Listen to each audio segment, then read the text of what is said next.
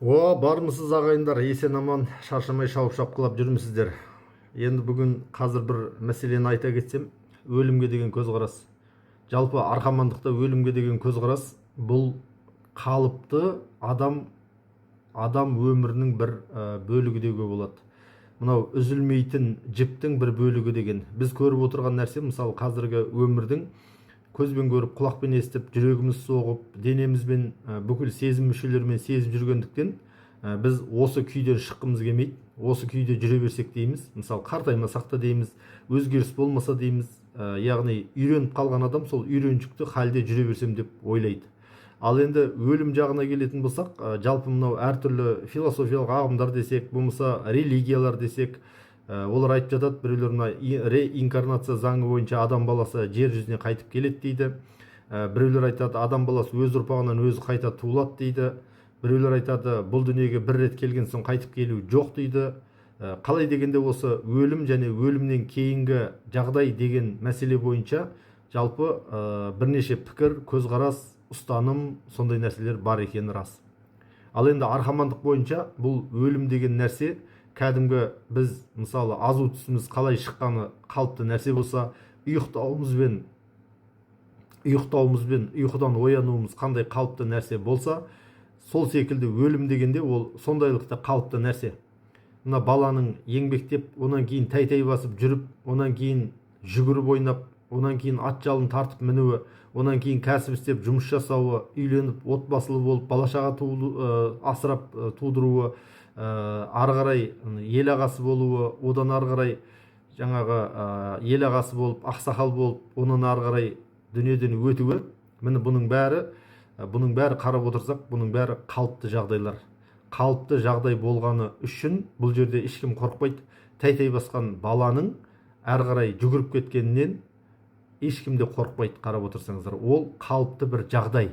Оны бәлен екен, түген екен, жаны шықты, қаны ақты, жаңағыдай бұтын бұт, аяғын аяқ, қолын қол қылып атпен сүйреп тастады, отқа өртеніп өлді, болмаса жаңа суға батып өлді деп қорқудың ешқандай да қажеті жоқ. Өйткені бұл енді жас кеткен, жастың қыршын кеткен, әрине ол адамға бататын дүние. Алайда жалпы арқамандықта өлімге деген көзқарас, бұл өлім деген біздің кәдімгі қалыпты жағдайымыз. Мысалы, түнде шаршап ұйқыға қалай кетеміз, таңертең қалай тұрамыз. Кәдімгі табиғатта жаңбыр қалай жауады, жауған жаңбыр күн шыққаннан соң буланып қайтадан аспанға ұшады, одан бұлт болып қайтып жерге жаңбыр болып жауады. Міне тоқтамай өзгеріссіз жүріп жатқан, тоқтаусыз жүріп жатқан өмірдің өзгерісінің бір бөлігі ғана ол өлім деген. Біз өлімнің ар жағындағы не болған нәрсені бізге белгісіз болған үшін, оны көзіміз толық жетпеген үшін ол бізге қорқынышты болып тұрады. Сол үшін шыбын жанымыз тәтті деп, осы шыбын жаным шығып кетпесін деп қорқақтыққа да барып жатамыз. Өзіміздің моральдық принциптерімізден бас тартып артқа шегініп те жатамыз. Аталарымыз айтып кеткен еді, өлімнен ұят күшті дейді. Онан кейін айтады, ер бірақ өледі, ез күнде өледі дейді. Неге айтады оны?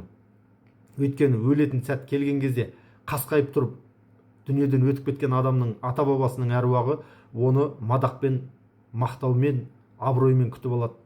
Ал өлетін кезде өлмей, сүмелектің күнін кешіп, бейшара халге түсіп, күнделікті езіліп жүрген адам, ол ата баба әруағы үшін ол тірі өлік. Оның тірі жүргенінен гөрі өлгені әлдеқайда жақсы. Өйткені өлу арқылы қажетінше мынау дүниеге қайта келіп, кеткен есеңді туралауға болады. Ал күнде езіліп жүрген адам, ол не анда жоқ, не мұнда жоқ, жаңағы не адамға пайдасы жоқ, не Құдайға пайдасы жоқ, әйтеуір ас ішіп, аяқ босатып жүрген біреуге айналып қалады. Сол үшін біздің арқамандық концепциясында өлімге деген көзқарас ол өмірдің қалыпты құбылысы. Яғни біз өлімді қалыпты бір құбылыс деп қабылдаймыз. Және өлімнен қорқып, өлімнен сақтанып, енді әрине ешкім барып жардан секіріп, болмаса өз-өзіне харакири жасап таста деген сөз емес. Ал жалпы біз ішкі түйсікте өлімнің тек қана өмірдің бір бөлігі екенін сезінген кезде ғана біз нағыз арқамандық дәрежеге жетеміз. Сол кезде ғана өзімізді сеніп тапсырған кезде ғана арқамызға онда әруақ әлемінен бізге аян болсын, ишара болсын, белгі болсын, барлық нәрсе келе бастайды. Сол арқылы біздің өміріміз тураланып, ездік өмірден ерлік өмірге, одан жерұйыққа қарай аяқ басатын боламыз, достар. Сұрақтарыңыз болса қоя кетіңіздер, ақылдасып бөлісе отырайық. Барлығыңыз да аман болыңыздар, бауырлар.